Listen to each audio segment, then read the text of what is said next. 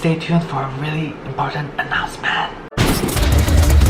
Hi guys, so this is Johnstan, and for today I'm going to tell you guys how do K-pop judges actually select for dancers. This has been requested as well after my how to select for vocalist video, so if you haven't seen that, do go and look at it. So there will be some tips on how you should improve on your dance so that you can actually know how does a judge actually look at for a dancer. You guys know, right? For dancing, you have a very short period of time. So there are a few scenarios that can happen. It's either they will ask you to dance randomly to a song, or you actually have to prepare like a 30 to 45 seconds of dance. So based on my experience, I've only danced for about, I think, 10 seconds, and then they just cut me off, and then that's it. Okay, so you really need to show off your dance move or what you really want to tell in that short time. So here are some of the things that I think judges will look at when you are dancing. So the first thing that the judges will look at is your body line. So I'm not really sure if you guys know what's the term your body line, but basically how you move and how you move from a distance to another, right? It's really important.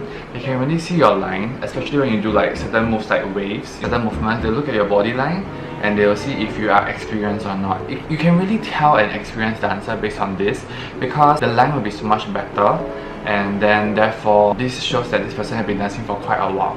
The next thing that the judges will look at, right, is actually how well the person executes the move. There are some people, when you dance, right, you execute the move like halfway. So as a beginner, when I was dancing, I also execute the move halfway. Even for a head roll, right, you know, sometimes you just do this, then you thought like, okay, that was it, but no, you need to follow through and finish it all the way. Sometimes like your movement is like, let's say Polaroid Love, you know, they have this part where they do this, this and this. Yeah, so if you're very lazy, you might just be like you really need to go throughout. Yeah, so that is what I mean by completing the move. It's very important because this makes the move look so much better as well. And completing a move and stretching your hands as far as possible and coming back in, that makes the dance so much better as well. So you really need to catch these kind of little things in your dance to make sure that you can portray a better dance compared to other people that maybe have just started. These are the kind of things that beginners will always do, and people that are experienced might have more experience because they look at themselves in the mirror when they dance and they know where to fix their flaws or where to like fine tune. Okay, so the third thing that the judges will look at is the strength in your move. Okay, so when you're just doing an elbow thrust, right, there's a difference between and just, you know, and you need to know when to stop and pause and pause. So you need to look at yourself in the mirror and know which is the best angle as well, because doing certain things at certain angle makes it look much better. So the ideal angle, right, is always perpendicular, okay, to the screen or the body, so that this will look really good. So let's say if I have like, you know, this kind of movement, normally you just stop here, yeah, so you try to make it parallel to your elbow, yeah, and your body. So sometimes people don't really know and they just stop here, or their arms like, you know, like dinosaur arms, they're just like filling everywhere. So this doesn't really look good, and then the judges will know that, oh, this person hasn't really been that well trained in dancing. Next thing that the judges are going to look at is the footwork. Okay, so what do I mean by that? So some dancers have very complicated footwork, and to be honest, I really suck at footwork as well. So if you're really good at it, kudos to you. There can be really complicated footwork, and they will also look whether your knees are wobbling, whether you're old, do you need some calcium or something. Yes, to be very careful with that. It tells that your legs or your lower body strength is very weak, and this is not a very good thing. So be very careful when you do that and check whether you can follow up. Don't try to trip yourself. Let's be very careful with that. So the next thing the judges will look at is also eye contact and facial expression. Okay, so while dancing, right, you know, some people might be so immersed in it, like, so there can be two kinds of facial expression and eye contact that you can give. So depending on your dance genre, if it's a very calm, bubbly and attractive song, then you should like give them as much like, you know, attention as possible while you're doing your dance, you know, yeah. But if it's a very like fierce like kind of dance, then it's okay if you like, you know, just like, you know, think of them as an enemy and like, you know, that kind of expression, I think that's good as well. So remember, as a male or female, you just need to know that whatever you're doing, it definitely has to be attractive in a way, or it needs to have a kind of presence. I think this is really important.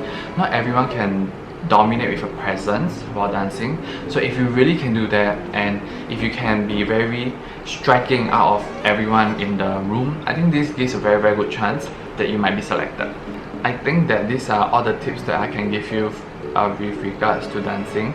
For most people that are starting out, I think you really need to learn some basics first. You cannot just jump into dancing just like, oh, I'm just gonna learn that dance. It's very hard because sometimes you don't have the basics, right? It's very difficult to execute the moves. So I really suggest everyone who wants to be a dancer at least go to a studio and learn some K-pop dance from people, and then you'll learn some of the basics as it goes. So the studio that I went to, normally they will do some basics first, some warm-up, some basics, and then we will learn into a choreography. So it's a very good chain of things that you should do, so that this will help you build up your stamina and also help you build up your basics, so that when you dance it doesn't look so awkward. The last thing to really note is when you are doing your piece, make sure that it's something within your capability. Don't do something that is too difficult that you might screw up, and don't do something that is too easy that looks like some nursery rhyme recital. So I don't think you should do that. So just try to be impressive in a way, but also show off your personal flavor, okay? So if you know that you can do certain moves very well, do incorporate it into your routine. Do choose dance move that has that kind of routine. So let's say if you know you can move your hips really well, then try to find a song that has really a lot of hip moving. So I think that this will help you increase the chance of getting into your K-pop idol dream. Okay. And this week's shout out goes to... If you want a chance of getting a shout out, do comment this emoji and you might see your comment in the next video. As usual, this is also recommended by my viewer, and I hope that you guys learn this, and I really hope that you guys can get one step closer to becoming a K-pop idol trainee, and then to eventually becoming a K-pop idol. I also give tips on my Patreon, so if you do not know, I do evaluate videos on my Patreon to help you guys better your chance of getting into the K-pop idol audition. So of course that is a paid service, but that's totally up to you. And if not, my announcement is, so the evaluation video for me is up. So for you guys that want to have a free evaluation, do send your videos to Johnstan K-pop audition at hotmail.com, and I'll pick 5 random videos and I will evaluate them by next week. So the cut-off time will be on Sunday, so do send your videos by Saturday night so that I will choose only some people from there. So if you enjoy this video, do give me a like, and also remember to subscribe to me and on the notification bell so you know when my next video will be uploaded. It's normally on Thursdays at 9 PM plus 8 GST. So hope to see you guys in my next video. Bye!